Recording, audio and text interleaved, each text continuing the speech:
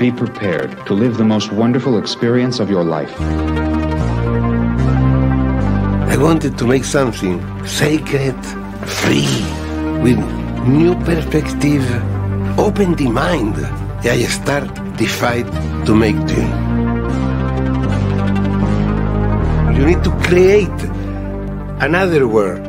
The optical world is not the literary, auditive world. I need to find the warriors. I need 3,000 drawings, point of view, movement of the camera, dialogue. I use Moebius like a camera. He was very quick.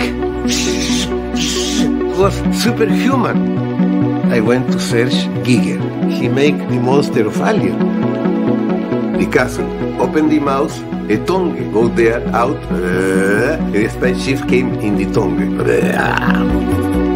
Mulholland is a bit like a dictator or a cult leader in assembling his army around him. Orson Welles, Pink Floyd, Dali, Mick Jagger. Ce storyboard, il a circulé dans les couloirs d'Hollywood. Je peux pas imaginer sans. It's a dream. Don't change my dream. Dune is probably the greatest movie never made. It continues to influence us despite the fact that it doesn't exist. We cannot rent it, we cannot watch it. Jamais dans l'histoire, un film aura été aussi avancé pour ne pas devenir un film. And I'm going to tell you something, it's awesome. It's enormous. Bigger than 2001. Could be fantastic, no?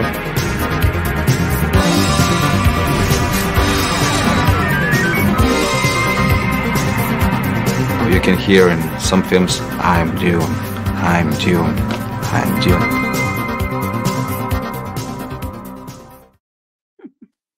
Voilà. Donc, salut à tous et bienvenue sur cette nouvelle vidéo. Une vidéo un peu particulière car, comme vous le savez, la suite de Dune de Denis Villeneuve va sortir la semaine prochaine. Et j'ai proposé à une personne qui est déjà venue ici qu'on se fasse un cycle autour des films de Dune. Je tiens à préciser les films uniquement car malheureusement, je ne connais pas tout de l'univers de Dune et je t'expliquerai pourquoi lorsque nous raconterons notre histoire avec cette saga. Et cette personne que j'ai proposée pour faire ce cirque, c'est Vivian Lejeune. Salut Vivian. Salut Peggy, salut tout le monde. Voilà, merci beaucoup pour l'invitation. Ravi de retourner fouler les creux et sillons d'Arrakis avec toi. Ouais, merci beaucoup à toi surtout d'avoir accepté l'invitation. Pourquoi je t'ai invité? Tout simplement parce que tu as écrit un livre il y a quelques années de cela. Ce livre que je présente ici. Voilà. Oh, c'est marrant, j'ai le même, dis donc. Ouais. C'est bien foutu, hein. C'est bien foutu. Oh, les effets spéciaux, c'est dingue. Donc, qui est sorti dans la maison d'édition Third Edition. Le livre s'intitule « Les visions de Dune dans les creux et sillons d'Arrakis ».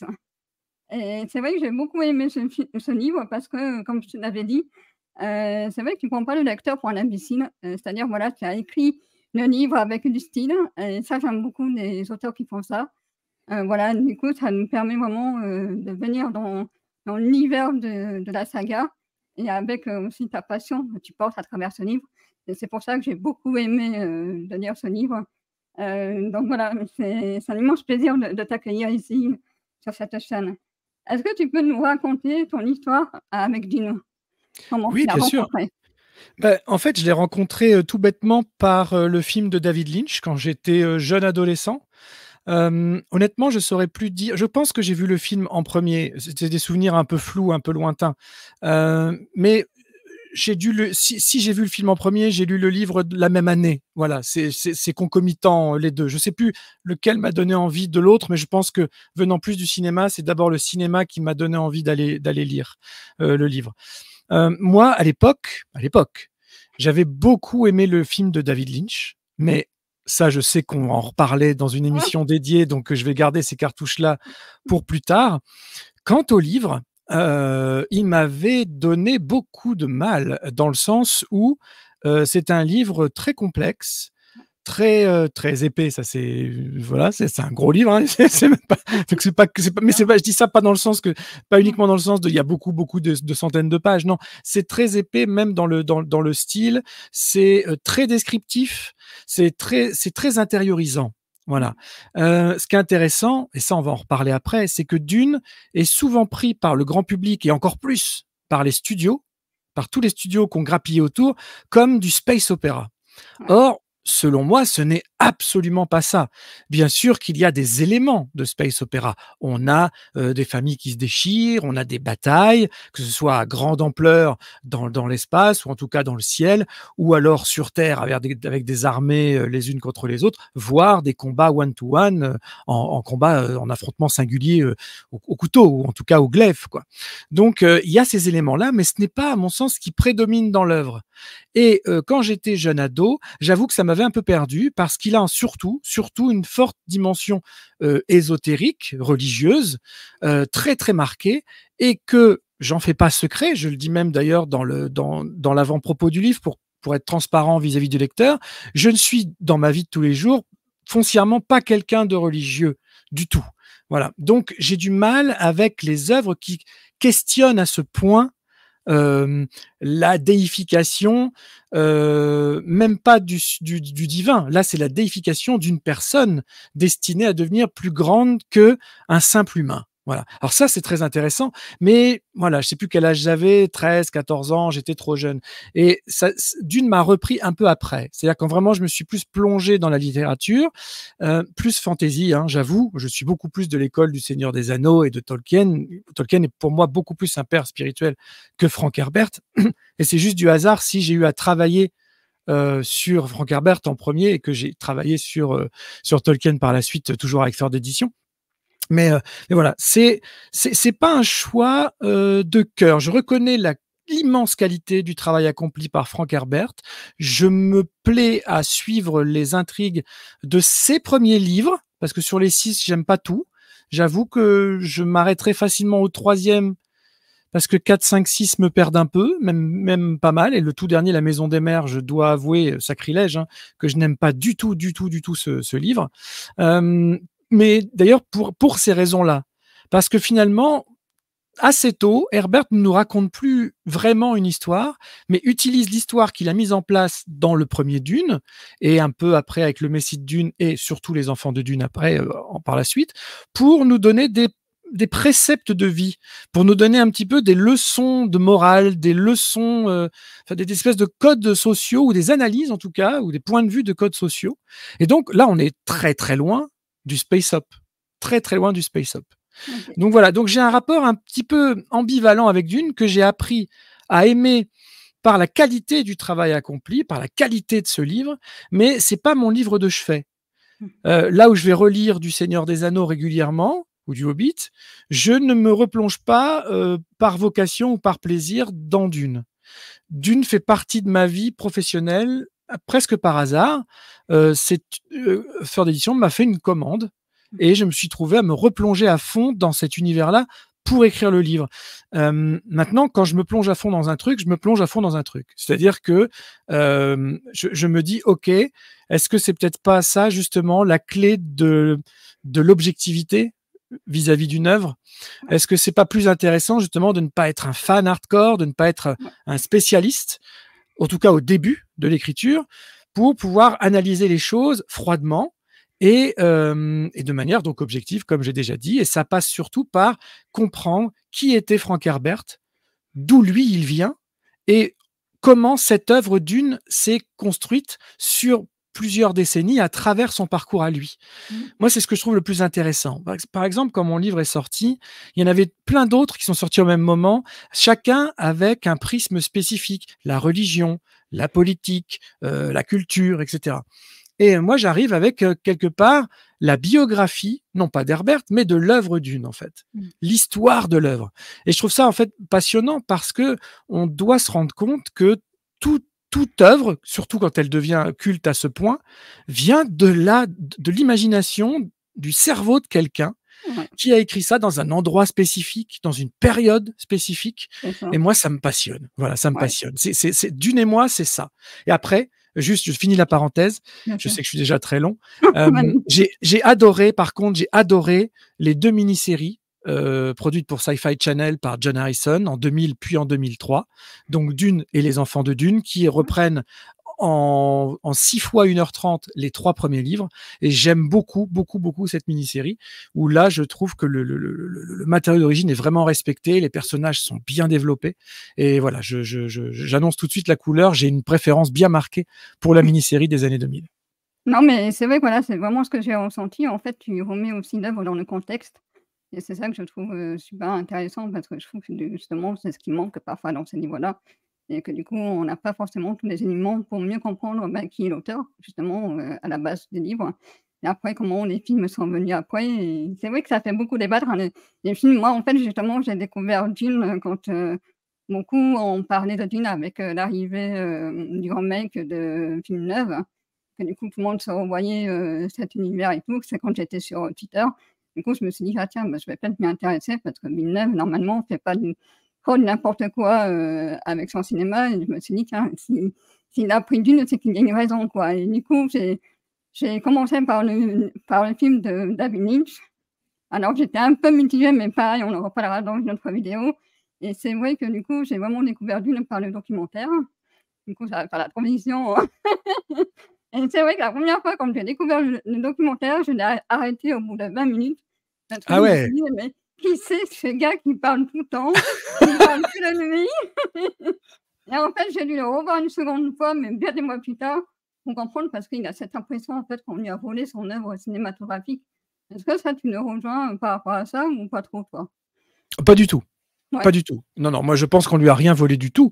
D'ailleurs, là, j'avais pas revu cette bande-annonce. ouais, Je crois même pas que je l'avais vue. J'ai vu le documentaire, hein, bien sûr, ouais. plusieurs fois, mais la bande-annonce, je me rappelais pas l'avoir vue. Elle est encore plus propagandiste que le film lui-même. Elle est incroyable cette bande-annonce.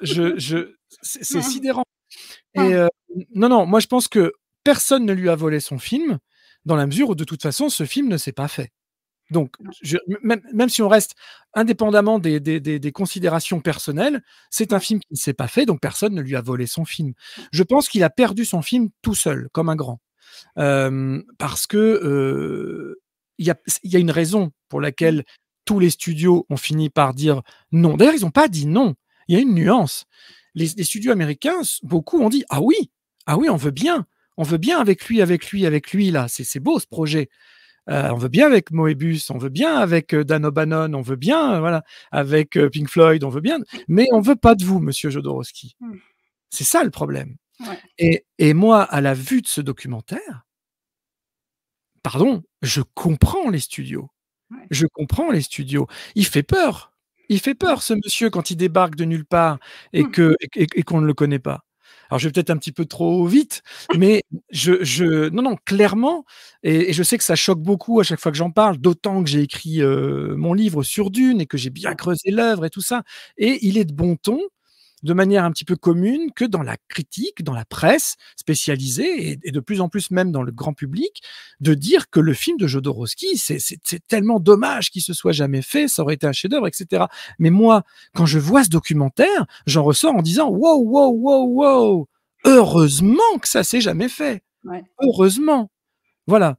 Donc comme ça, on a dit tout de suite le. Et du coup, pourquoi On va heureusement? développer après, mais et toi, ça Mmh. t'a fait quoi en fait, du coup, la vision de ce documentaire alors? Ah ouais, ouais, moi, c'est ça, enfin, c'est à part voir un gars prétentieux, qui croit avoir tout inventé dans le cinéma, ça m'a surpris, voilà, tout ce qu'il dit et je pense que oui, à l'époque, il n'était pas fait aussi pour la science-fiction.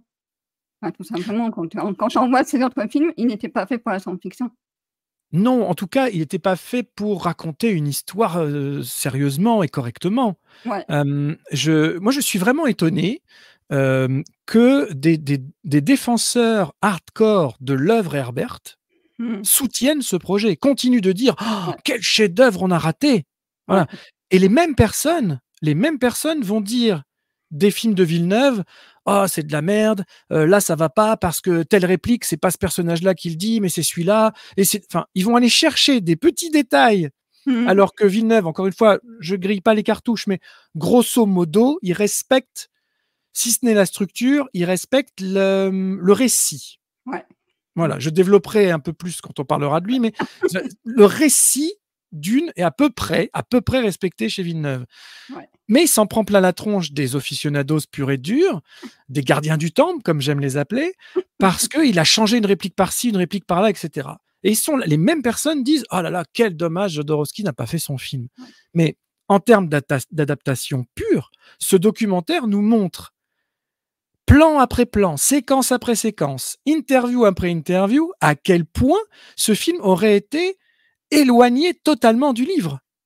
Il n'en restait rien.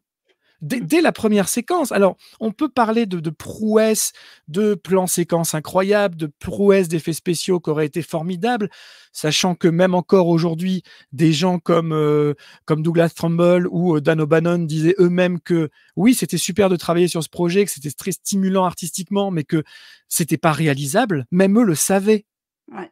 Et même eux, aujourd'hui, continuent de dire, alors pas dans ce documentaire-là, mais dans des interviews annexes, que ça aurait été infaisable. Voilà. Donc, ce film est une chimère, une arlésienne totale. Le projet a bel et bien existé. Il y a eu beaucoup d'argent investi là-dedans. Ça, le documentaire ne ment pas, en fait, ne triche pas. Mais ce documentaire me pose un problème dans le sens où, pour moi, ça n'en est pas vraiment un. On est avec des gros guillemets, parce que c'est pas grave, on est dans l'artistique, on est dans le cinéma, il n'y a pas mort d'homme. Mais c'est un film de propagande, clairement. Ouais. C'est à la gloire de Jodorowsky. Je dirais même plus, c'est un documentaire à la gloire du mythe, de la légende Jodorowsky. Voilà. Qui entretient cette légende par ses interviews, par ses déclarations choc, par son enthousiasme communicatif, débordant, etc. Donc, c'est à la fois stimulant et très intéressant à regarder, ce documentaire. Oui, tout à fait. Mais moi, je le prends plus comme l'exemple à ne pas suivre. Vraiment. Pour citer 2-3 exemples, il allait jusqu'à changer les notions même de sexualité basique, c'est-à-dire que Paul ne devait même pas être le fruit de l'union entre Jessica et le duc Leto. D'accord. Il devait être le fruit d'une insémination par le sang, où Jodorowsky aurait filmé la goutte de sang que l'on aurait injectée dans je dis pas quoi, Jessica, on aurait suivi ça en plan séquence pour voir jusqu'à la création du fœtus, etc., par le sang. Et le duc Leto était censé être eunuque. Donc déjà, rien que ça, on se dit, pourquoi? On n'est plus dans Dune, on n'est plus dans Frank Herbert, rien que là-dessus. On est dans la folie ésotérico de Jodorowsky, quoi. Clairement. Donc moi, finalement, en tant que réel amateur de l'œuvre Herbert, en tout cas amateur du travail accompli par Herbert, me dit non, c'est n'importe quoi. Ce grand final avec Paul qui serait mort et puis tous les Fremen qui se soulèveraient et qui seraient tous devenus Paul Atreides et qui finiraient par dire nous sommes Paul Atreides, je suis Paul Atreides, nous sommes Paul Atreides, cette espèce de truc comme ça, de symbole universel, de truc. Moi, ça me perd complet. Mais déjà, quand j'ai regardé, parce que du coup, après le documentaire, j'ai regardé ces films. Je suppose que tu as fait un peu pareil. Donc, j'ai vu La Montagne Sacrée, j'ai vu Topo. Ça m'a pas emballé, moi, quand j'ai vu les extraits dans le documentaire. Quand j'ai vu ça, honnêtement, alors il a des fans absolus. C'est très, il est très apprécié dans les sphères intelligentes, dans l'intelligentsia un peu européenne, etc. Je vois pourquoi. Moi, c'est pas pour moi. Je suis totalement hermétique à ces espèces de leçons de vie spirituelles à base de spirituel à base de spiritueux. Tu vois ce que je veux dire? Donc, ajouter à je vais pas dire de l'arrogance, mais de la folie arrogante. Voilà, la folie arrogante du monsieur, le côté un petit peu trop sacré du projet où il arrête pas de dire à tout bout de champ que c'est pas un film, mais que c'est plus qu'un film, que c'est le projet du siècle, le plus grand projet artistique jamais porté sur les écrans. J'ai du mal quand quelqu'un arrive, qui que ce soit, Jodorowsky ou peu importe qui, arrive avec ce degré de prétention de dire moi je vais vous poser là ce que je vais faire, ça a jamais été fait. Déjà, en fait, face à une œuvre, les autres ont le droit de le dire. Toi, en tant que créateur de l'œuvre, tu n'as pas le droit de dire ça. Tu dois créer ce que tu veux créer, tu le proposes au monde, ça marche ou ça marche pas, les gens te comprennent ou te comprennent pas, mais tu peux pas, avant même que le film soit fait, et en l'occurrence pas fait, proclamer que ça va être le chef-d'œuvre du siècle. Voilà.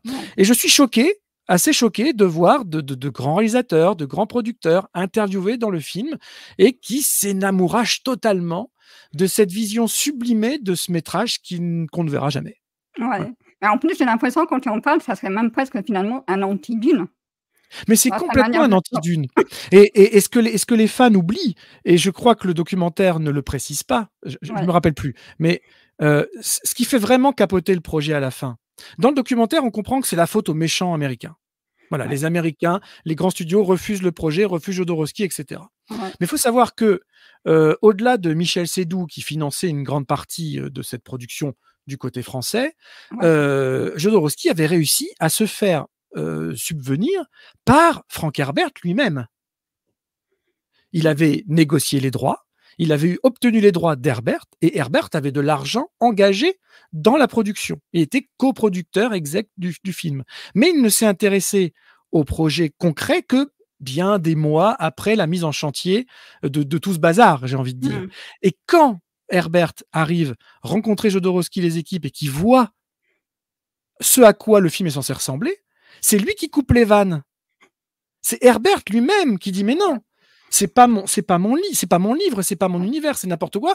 J'annule tout, je reprends mes sous. » Donc là, Jodorowsky et l'équipe se retrouvent avec une bonne partie du budget en moins, l'auteur original qui ne soutient plus, les Américains qui disent non. Donc forcément, tout s'écroule, tout s'arrête. Mais ça s'arrête pourquoi? Ça s'arrête pas parce que le projet est génial. Ça s'arrête parce que le projet est peut-être révolutionnaire sur plein de niveaux, peut-être super ambitieux et intéressant sur plein d'autres, mais complètement à côté de la plaque pour ce qui est d'une adaptation de l'œuvre Dune. Je sais que je suis un peu sévère, mais écoute, je suis sincère. On pourra au moins pas me reprocher de ne pas être sincère. Non, mais c'est vrai que du coup, maintenant on va un peu parler aussi de David Lynch. C'est vrai que j'avais du mal à comprendre le sens des personnages, et toi tu en parles assez bien justement dans le livre, où tu expliques ce personnage aussi homosexuel. Et est-ce que Jodorowsky l'aurait mis? Finalement, même pas sûr, pas tant que ça. Mais je crois alors je me rappelle pas qu'il parle de ça dans le documentaire, et de cet aspect-là pas spécifiquement. Et pour dire un peu de positif quand même, parce qu'il y a quand même beaucoup de positif à retirer de tout ça. L'idée de séparer le film sur deux pôles artistiques différents, ça, je trouve ça assez brillant. Donc, qui est un concepteur visuel pour les Atreides, un autre pour les Harkonnen. On parle des Harkonnen, là, donc ça aurait été Giger. Ça aurait été super intéressant. Côté musical aussi, il devait y avoir Pink Floyd sur les Atreides et Magma sur les Harkonnen. Alors, tout ça, c'est pareil. Tout ça, c'est sublimé. Parce que quand on regarde le documentaire, ça a l'air pris pour acquis. Mais en fait, et là je m'excuse auprès des gens du documentaire et tout ça, mais quand on croise les dates, quand on fait attention aux déclarations, etc., quand on croise des interviews avec les membres de Pink Floyd qui ont suivi ces déclarations-là, on se rend compte que soit le souvenir est volontairement galvaudé et mensonger de la part de l'équipe de production de Dune, soit ils sont en mode mytho pour encore renforcer cette légende Jodorowsky, en fait.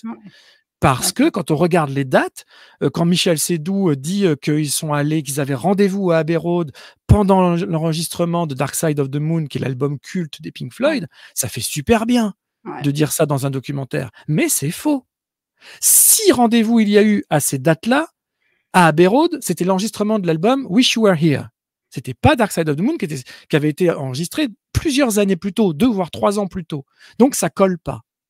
On nous raconte aussi une expérience mauvaise pendant une pause déjeuner. Ils arrivent pendant une pause déjeuner où les Pink Floyd seraient tous en train de manger des hamburgers et ils ne seraient pas arrêtés de manger ces hamburgers face à Jodorowsky. Jodorowsky aurait pété une durite, leur aurait gueulé dessus, etc. Donc ça, c'est ce que nous raconte le documentaire.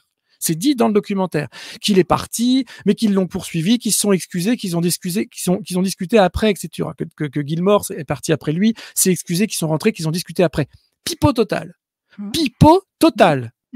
Dans une autre interview, le batteur du groupe a déclaré plusieurs choses. Que d'abord, il ne se souvenait pas d'un tel rendez-vous.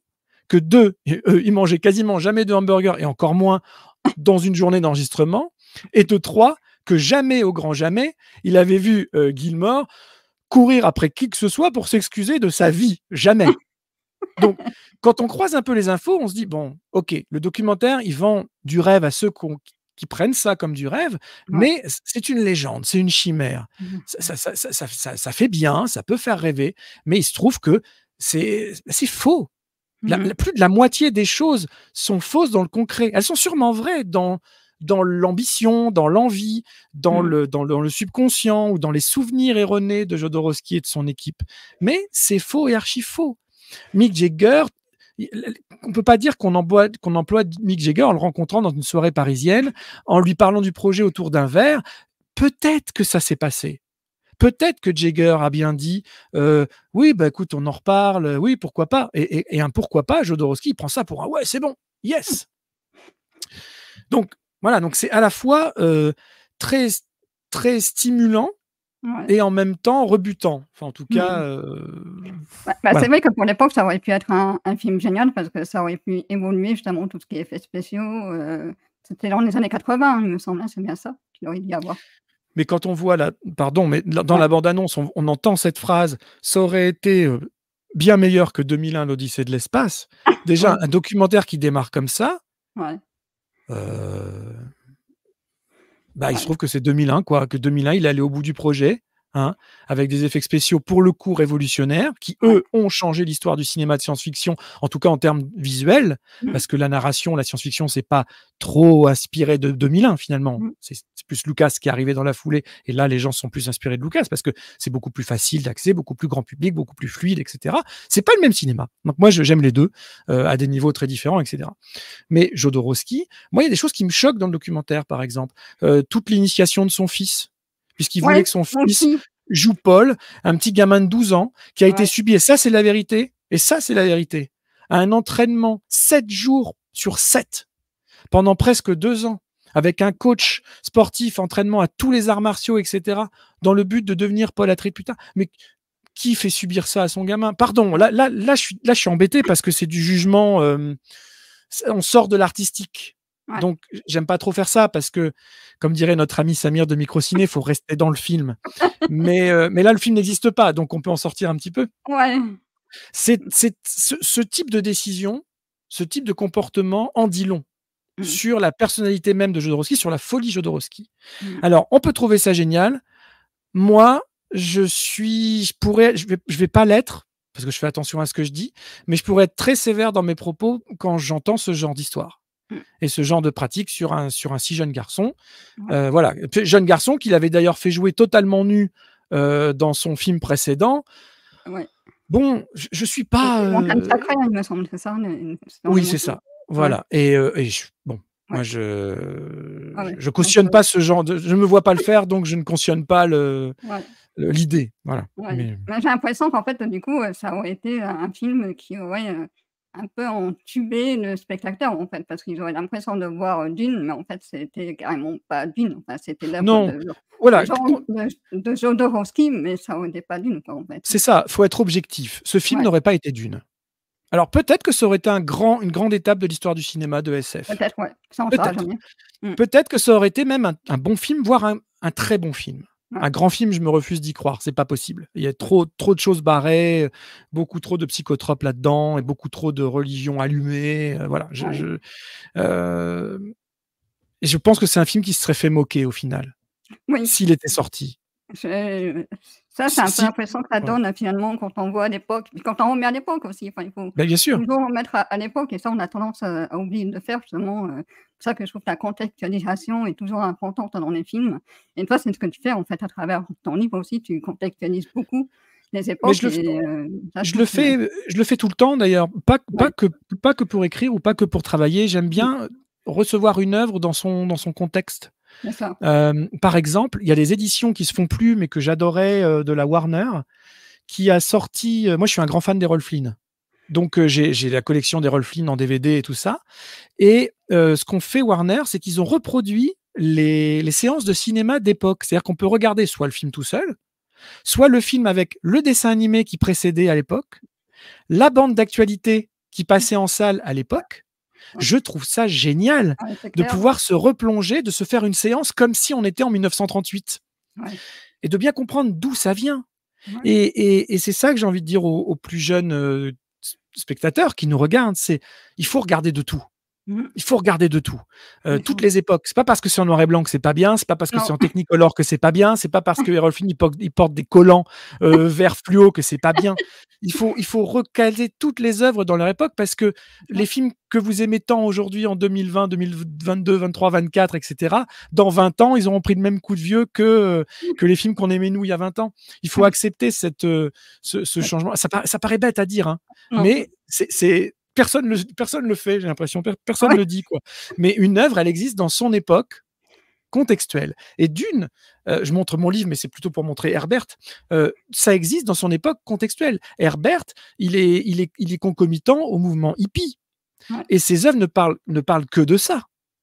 Il n'y a pas que Dune qui parle d'épices ou en tout cas de drogue qui éveille la préscience, qui éveille les choses, etc. Sachant que lui n'était pas consommateur. Lui était plutôt critique de ça et se servait de ses œuvres pour justement montrer les dérives de ce genre de comportement. Après, il avait ses propres dérives parce que, pardon, je pars en digression, mais oui, la question initiale, c'était quand même sur l'homosexualité du baron qu'on ne retrouve plus, alors qu'on a chez Lynch. Oui. On l'a chez Lynch. Et Lynch va jusqu'au bout, c'est-à-dire que Lynch, il va non seulement montrer l'homosexualité, c'est une chose, mais il va montrer la pédophilie potentielle, ce qu'en est une autre. Donc, pour l'époque, c'était quand même déjà bien fort, je pense, d'avoir réussi à faire ça. La mini-série des années 2000 le montre, l'évoque aussi. Voilà. Chez Villeneuve, ça n'existe plus. Parce qu'on vit, justement, une époque où on ne peut plus. On ne peut plus faire ce genre de choses. J'ai même pas envie de lancer un débat, c'est bien, c'est mal. Juste, voilà, c'est un état de fait. Voilà, si je devais analyser l'œuvre de Villeneuve, ce que j'ai pas à faire, donc là, on est juste entre nous comme ça, je trouve, moi, dommage d'enlever volontairement des pans d'une œuvre qui date des années 60 pour la faire coïncider aux valeurs, aux codes moraux de 2023-2024. Parce que du coup, l'intention originelle de l'auteur n'est plus là, et quelque part, de manière un peu innocente, eh bien, Herbert, qui passait déjà pour un espèce de messie écologiste, à juste titre, eh bien, en fait, on le blanchit. On sauve sa réputation. Mais Frank Herbert avait des propos très, très durs envers les homosexuels, qu'il ne comprenait pas. En fait, il parle de gays aberrants, et pas dans un livre, mais dans des conférences. Il parle du choix que font les gays de ne pas procréer, ou de ne pas participer plutôt à la continuité de l'espèce.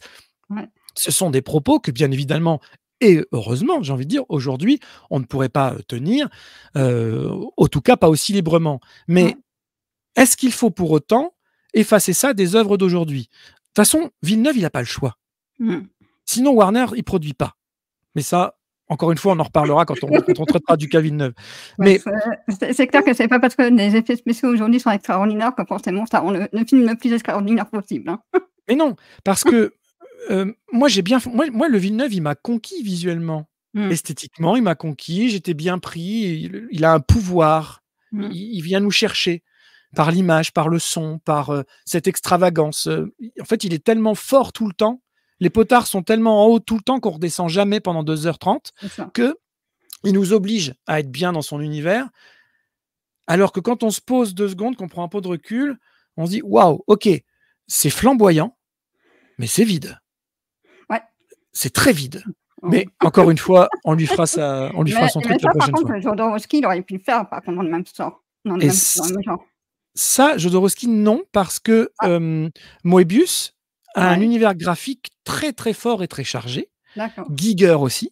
Donc je pense qu'effectivement, visuellement, peu importe le contenu barré de l'histoire ou du respect ou non de l'histoire, je pense que visuellement, on aurait eu à manger. Tout comme on a beaucoup à manger chez Lynch. Et c'est pour ça que je défendrai le Lynch quand on en parlera, parce que visuellement, il se passe plein de choses dans le Dune de David Lynch. Plein de choses. Alors ok, c'est daté, ça peut paraître désuet, ça peut paraître démodé, ça peut paraître tout ce qu'on veut, mais encore une fois, soyons objectifs, replaçons l'œuvre dans son contexte géographico-politico-historique et voyons où il en est. Et pour l'époque, le Dune de Lynch, c'est une prouesse. Pour moi, c'est une prouesse. Voilà. Je pense que ça répond à peu près à ta question. Mais oui, il n'y a pas que l'homosexualité du baron qui disparaît. Il y a toute cette la dimension religieuse, elle est aseptisée aussi aujourd'hui. Oui. Le terme de djihad est réfuté. On ne l'emploie pas chez Villeneuve, alors qu'il est dans quasiment à toutes les pages chez Herbert. Parce qu'aujourd'hui, ça incrimine directement une population, une croyance, donc on fait attention, on marche sur des œufs, faut pas sortir du cadre. Donc, par contre, moi, j'avais pensé plutôt aux stéréotypes quand même physiques. Par les personnages, par les costumes. Mais c'est vrai qu'on ne le dit pas honnêtement. Il faut le deviner dans les dialogues, en fait. Oui, tout à fait. Mais ça, là, il s'inscrit un peu dans la continuité de ce qui a déjà été fait. C'est-à-dire qu'on a passé des décennies et des décennies où peu importe l'ethnie du personnage, le comédien qui l'interprétait, on se foutait complètement que ce soit pas la même. Ça change. Là, on est vraiment... Ça a changé même. Aujourd'hui, on ferait plus ça. On a même plutôt tendance même à vouloir inverser un peu les rôles, voire à rattraper un petit peu les codes du passé, etc. Donc ça, à mon sens, il s'est pas trop loupé niveau casting. Il y en a 2-3 où vraiment je suis pas d'accord, mais c'est plus pour des raisons là purement narratives. Je maintiens que Jason Momoa en Duncan Idaho, c'est une hérésie totale. Ça ne fonctionne pas. Je comprends pas ce que fait Jason Momoa là-dedans. À la lecture des livres, et quand on voit l'importance que le personnage a au fil de la saga littéraire, ça peut pas être Jason Momoa. C'est pas ce type de personnalité, Duncan Idaho. Et encore une fois, la série de 2003, Les Enfants de Dune, je ne sais plus le nom de l'acteur, mais employait très bien ce personnage-là et lui donnait la dimension guerrière, certes, mais aussi romantique et intellectuelle du personnage, que là, on n'a pas. Là, moi, je suis désolé. Momoa, c'est quelqu'un que j'aime bien quand il me fait...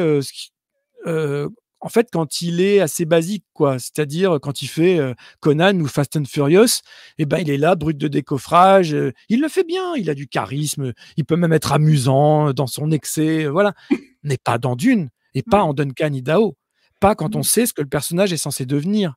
Alors maintenant, je suis rassuré, quand j'entends Villeneuve qui dit, de toute façon, je m'arrête au Messie de Dune, je fais pas la suite. Ah bah donc c'est pour ça en fait. Donc du coup, on peut faire ce qu'on veut. Le devenir des personnages, on s'en fout parce que il le fera pas. Après, il n'est pas dit que Warner le fasse pas faire par quelqu'un d'autre ou que lui-même produise avec d'autres. Ça on verra plus tard. Mais revenons-en. Pardon, je fais beaucoup trop de digressions.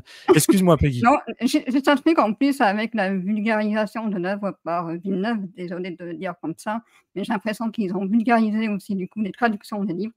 Parce que moi, j'ai essayé de lire, du coup, ça m'a donné envie de lire les livres. Et j'ai eu la dernière version, je me suis dit non, c'est pas possible, c'est pas l'original. Et j'en ai parlé avec un autre youtubeur, il m'a dit oui, complètement, c'est absolument pas la traduction de l'époque, il faut plutôt que tu te chopes les précédentes éditions, parce qu'ils ont vraiment vulgarisé en plus, du coup, le côté littéraire des dernières traductions, quoi. Et je trouve ça horrible, quoi. Je trouve que c'est un vol, là, carrément, de l'œuvre. C'est intéressant, hein. C'est super intéressant parce qu'ils le font tous. Alors moi, je n'ai pas lu la nouvelle traduction de Dune. J'ai travaillé qu'avec l'ancienne. En revanche, comme je travaille beaucoup sur Tolkien, là, je lis tout. J'ai lu l'ancienne traduction, la nouvelle traduction et bien sûr Tolkien en anglais. Et moi, j'aime bien la nouvelle traduction Tolkien parce qu'elle comporte un peu moins d'erreurs. Elle est un peu trop fidèle. Elle essaye un peu trop de se démarquer en changeant même les noms propres, etc. Donc ça, c'est discutable. Mais je la trouve là, pour le coup, réussie. Mais elle a été confiée à un expert de Tolkien. C'est un Canadien. Et voilà. Et je trouve ça... mais je ne peux pas me prononcer sur la nouvelle traduction de Dune que je n'ai pas lue. Mais si un jour tu le fais, avec plaisir d'en parler, du coup, parce que ça serait intéressant d'avoir ton avis aussi là-dessus. Carrément. Les traductions d'aujourd'hui, quoi. Voilà. Carrément. Moi, je ne sais pas si tu as quelque chose à rajouter, du coup, sur... je pense qu'il y a encore plein de choses à dire. Il y a encore plein de choses à dire. Je ne sais pas trop. J'aurais aimé que certaines choses évoquées dans le documentaire soient vraies et se passent. J'aurais adoré avoir un double album de Pink Floyd et un album de Magma dédié à l'univers de Dune, parce qu'ils auraient pu faire... D'ailleurs, c'était ce qui était prévu. Ils auraient dû faire sien ou faire leur plutôt, cet univers et proposer quelque chose.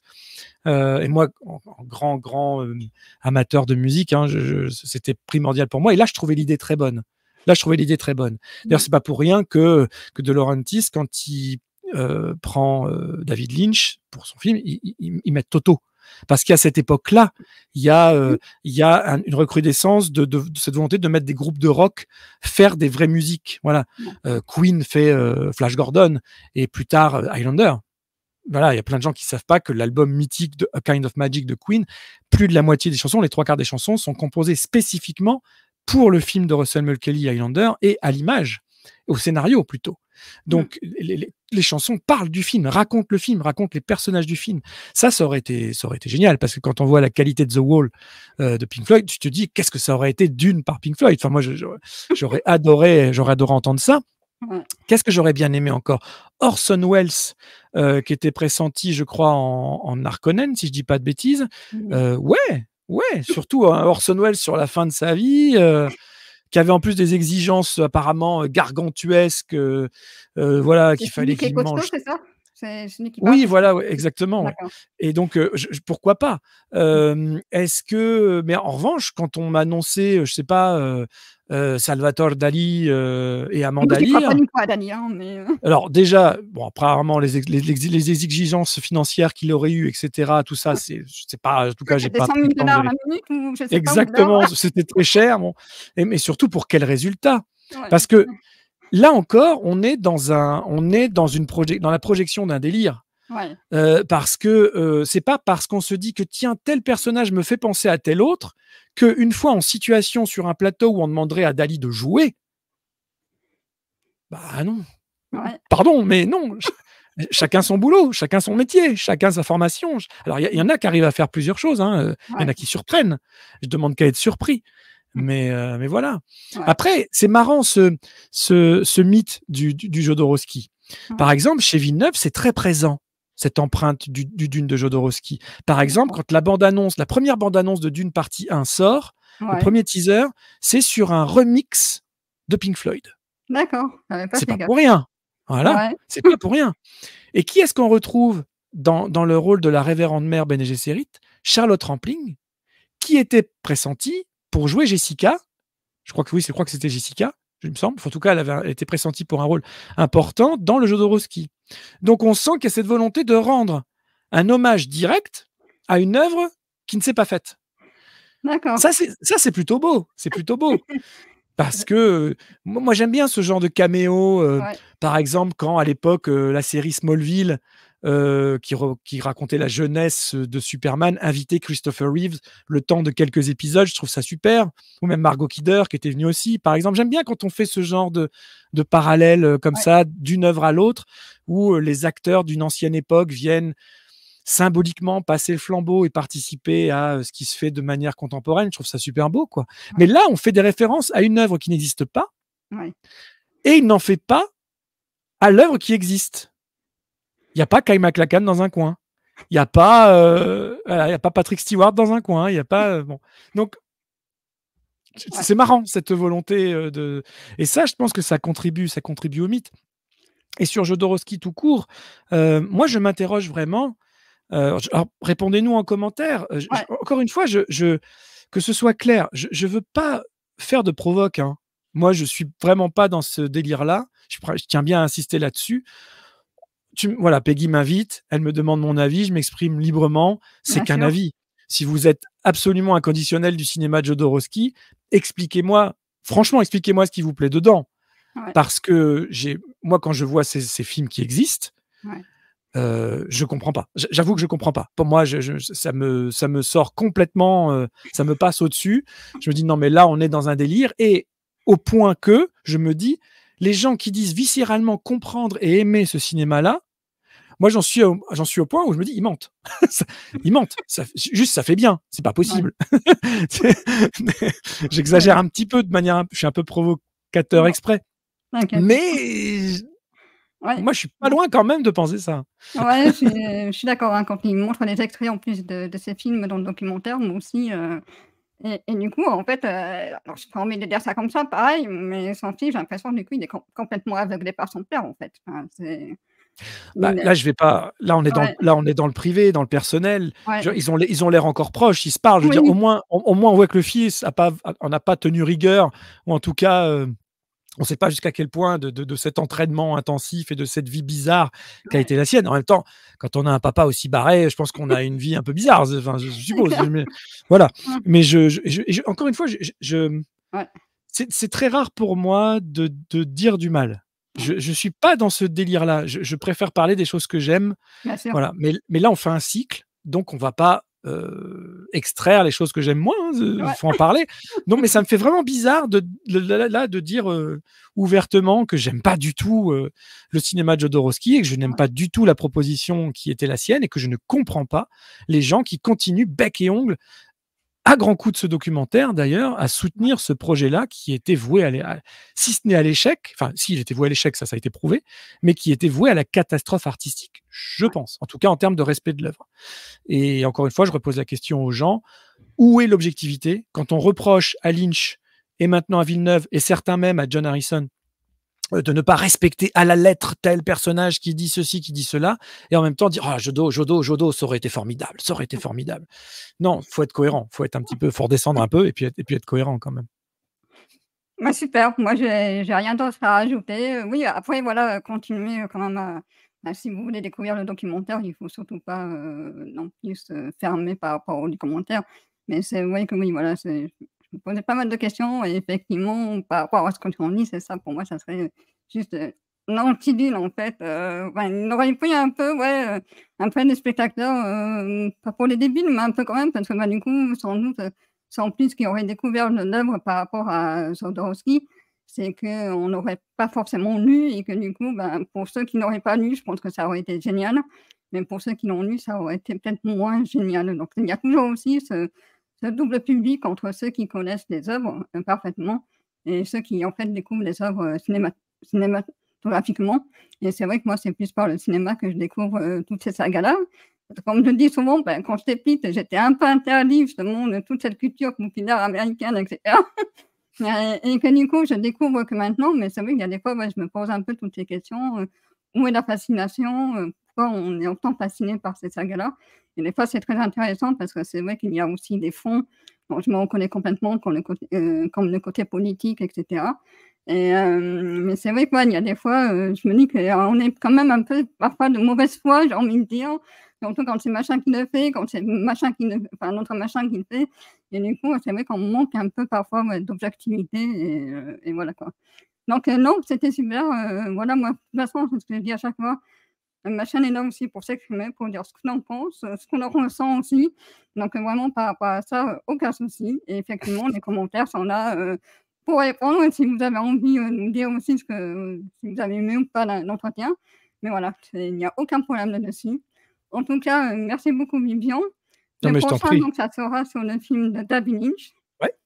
Et après par contre, j'ai toujours pas, su comment prendre pour le film de Villeneuve, parce que du coup, il y aura 3 parties. Donc, est-ce qu'on fera tout d'un coup et à la Oh sortie, non, du streaming, non, je on pense qu'il verra, faut on il faudra réfléchira? faire non, je pense qu'il faut faire, après enfin bientôt, quand on aura Ouais, vu la partie 2, puisque la ouais, partie 2 termine le roman. d'accord, Le 3e film, s'il se fait après, ce sera le Messie de Dune. Donc c'est vraiment d'accord, l'adaptation du roman numéro 2. ouais, Donc on peut tout à fait, voilà, après super, d'accord, on se reverra pour le Messie de Dune dans 2 ouais, ou 3 ou 4 ans. Mais ça marche. Bah, OK, bah, super. Donc, merci beaucoup Vivian et puis, bah, je te dis même à je une t'en prie, prochaine. merci à toi et puis voilà. À très vite. Mmh. Oh.